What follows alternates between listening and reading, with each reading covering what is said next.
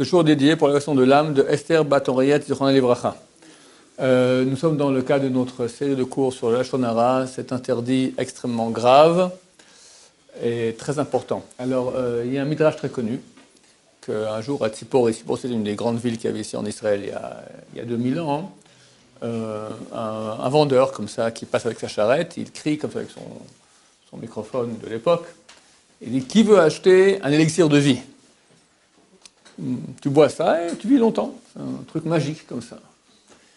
Et descend Rabbi Yannai, qui était un des grands sages d'Israël, il dit « Ça m'intéresse, c'est quoi ?» Alors il sort le Tehilim, il lui dit « Fais attention à ta langue, c'est marqué « Mi Chafetz Chaim » qui est celui qui aime la vie, qui veut la vie, ne sosh n'chamera.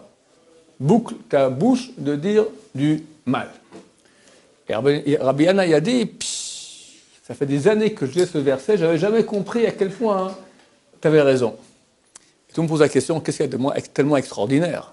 Je veux dire, bon, c'est marqué celui qui boucle il ferme sa bouche de parler mal, alors il aura de la vie. C'est écrit dans le Télim. Qu'est-ce que Rabbi Yannai, c'est un grand sage d'Israël, un vendeur comme ça lui dit ça, et je suis content, très très bizarre. Alors, un des grands Rashi Shiva de notre génération, il y a 50 ans, le Rav Isser Zalman Meltzer, lui explique comme ça. Il dit que quelqu'un, on lui propose de manger du porc, une côtelette de porc. Il dit non, je ne mange pas. Bon, alors il n'a pas transgressé un interdit. Est-ce qu'il a un mérite? Il a un certain mérite. Mais ce n'est pas comme s'il a fait une mitzvah. Quelqu'un, je n'ai pas mangé de porc aujourd'hui. Bon, ça va, c'est bien. J'ai mis les tuilines, j'ai fait, j'ai fait le hétor, la mitzvah du soukha, la hétor. Bon, tu as fait une mitzvah, tu as fait quelque chose de positif. Tu as un mérite.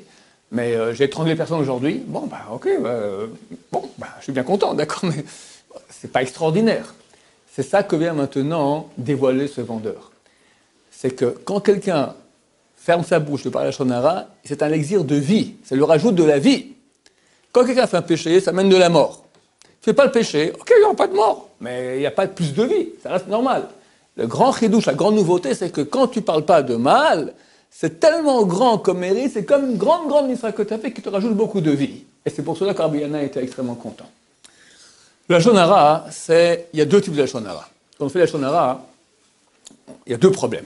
Un, c'est qu'on fait du mal à quelqu'un. Rouven dit à Shimon que Lévi est, je ne sais pas moi, tordu, d'accord? Dorénavant, Shimon aura un regard sur Lévi un peu moins bon. Et on a provoqué donc du mal, on a lésé dans son kavod, c'est très important. Les gens, ils ont l'argent, ils ont leur voiture, dans la maison, mais ils ont leur kavod, c'est plus important que tout. D'accord? Les gens se battent des années pour avoir un statut social. Je suis quelqu'un, et quelqu'un m'a lu, non, t'es rien. D'accord? Une parole comme ça. Donc ça fait beaucoup de mal. Ça, c'est le grand dommage que peut faire la Lashon Hara. Mais même si maintenant, aucun dommage ne sera fait. Par exemple, Rouven dit à Shimon que Lévi est un triple crétin, un tordu, et Shimon lui dit, mais non, je connais très bien Lévi, c'est un type extraordinaire, très très bien. Toi, je ne te crois pas, c'est complètement faux ce que tu as dit. Est-ce que Rouven, il a fait un interdit? Oui. Parce que Rouven, il a un œil négatif sur Lévi et il parle.